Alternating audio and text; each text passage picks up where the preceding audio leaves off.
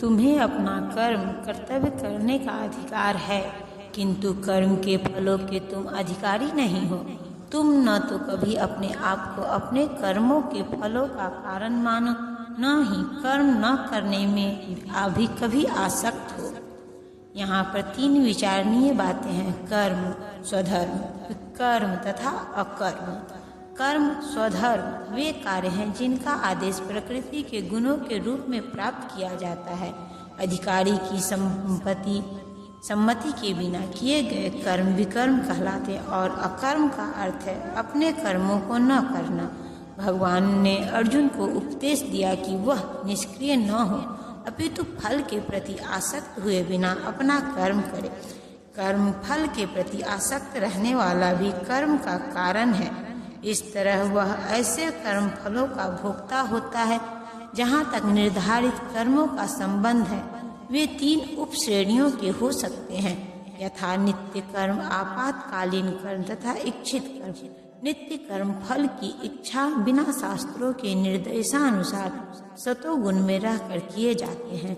फल युक्त कर्म बंधन के कारण बनते हैं, अतः ऐसे कर्म अशुभ है। हर व्यक्ति को अपने कर्म पर अधिकार है, किंतु उसे फल से अनासक्त होकर कर्म करना चाहिए। ऐसे निष्काम कर्म निसंदेह मुक्ति पथ की ओर ले जाने वाले हैं। अतएव भगवान ने अर्जुन को फलासक्ति रहित होकर कर्म स्वधर्म के रूप में युद्ध करने की आज्ञा दी। उसका युद्ध विमुख होना आसक्ति का दूसरा पहलू है। ऐसी आसक्ति से कभी मुक्ति पथ की प्राप्ति नहीं हो पाती। आसक्ति चाहे स्वीकारात्मक हो या निषेधात्मक, वह बंधन का कारण है।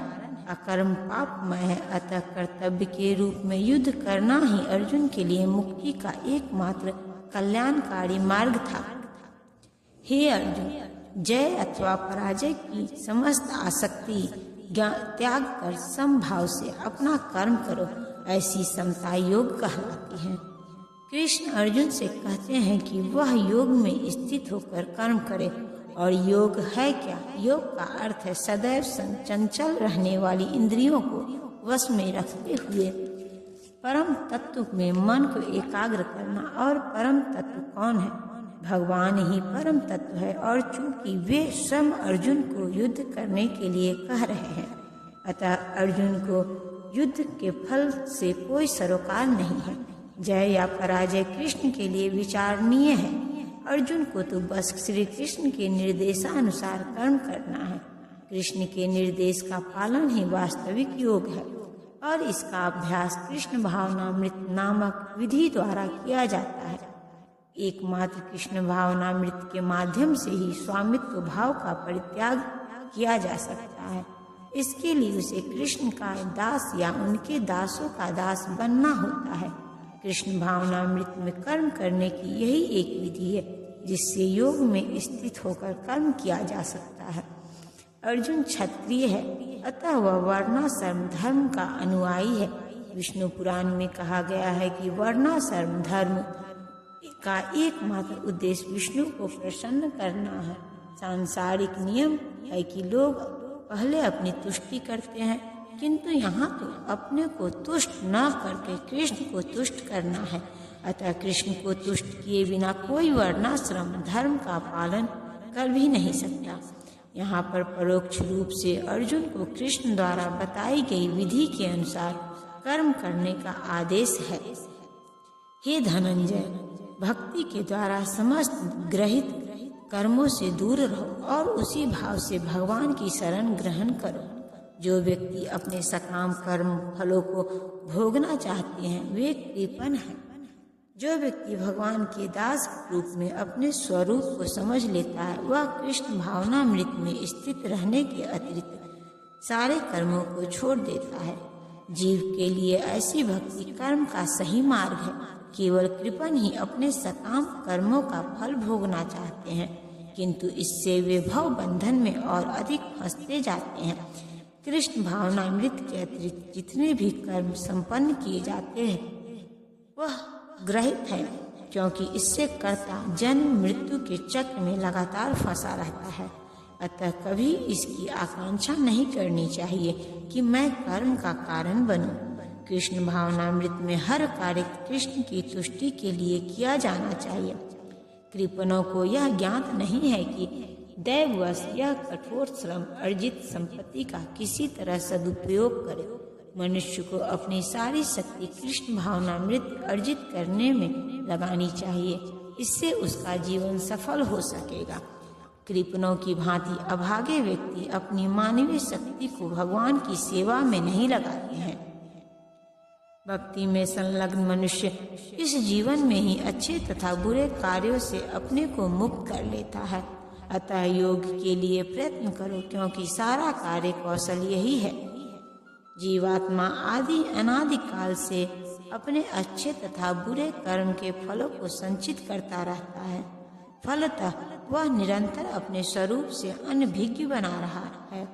इस अज्ञान को भगवत गीता के उपदेश से दूर किया जा सकता है। यह हमें पूर्ण रूप में भगवान की श्री कृष्ण की शरण में जाने तथा जन्म जन्मांतर कर्म फल की श्रृंखला का शिकार बनने से मुक्त होने का उपदेश देती है।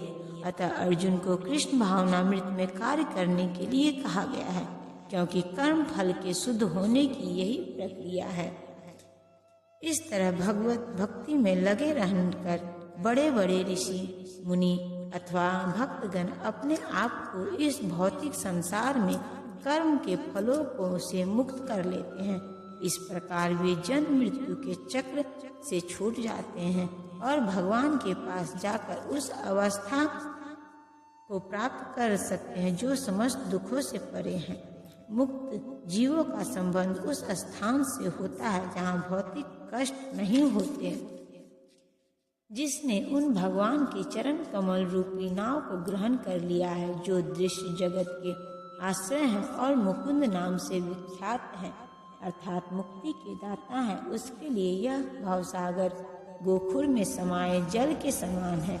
उसका लक्ष्य परम पद्म है, अर्थात वह स्थान जहाँ भौतिक कष्ट नहीं है, या कि वैकुंठ है वह स्थान नहीं जहाँ पद पद पर संकट हो। अज्ञानवश मनुष्य यह नहीं समझ पाता कि यह भौतिक जगत ऐसा दुखमय स्थान है जहाँ पद पद पर संकट है। केवल अज्ञानवश अल्पज्ञानी पुरुष यह सोचकर कि कर्मों से वे सुखी रह सकेंगे, सकाम कर्म करते हुए स्थिति को सहन करते हैं। उन्हें यह ज्ञात नहीं है कि इस संसार में कहीं भी कोई भी शरीर दुखों से रहित नहीं है।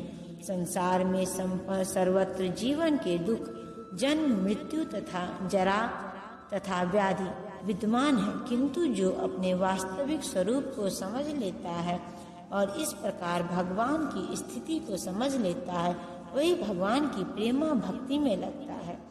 फलस्वरूप वह वैकुंठ लोक जाने का अधिकारी बन जाता है, जहाँ न तो भौतिक कष्टमय जीवन है, न ही काल का प्रभाव तथा मृत्यु है। अपने स्वरूप को जानने का अर्थ है भगवान की अलौकिक स्थिति को भी जान लेना। जो भ्रमवश यह सोचता है कि जीव की स्थिति तथा भगवान की स्थिति एक समान है, उसे समझो कि वह अंधकार में है और स्वयं भगवत भक्ति करने में असमर्थ है। वह अपने आप को प्रभु मान लेता है और इस तरह जन्म मृत्यु की पुनरावृत्ति का पथ चुन लेता है। किंतु जो यह समझते हुए कि उसकी स्थिति सेवक की है, अपने भगवान की सेवा में लगा देता है, वह तुरंत ही वैकुंठ लोक जाने का अधिकारी बन जाता है। भगवान की सेवा कर्म योग या बुद्धि योग कहलाती है, जिसे स्पष्ट शब्दों में भगवत भक्ति कहते हैं।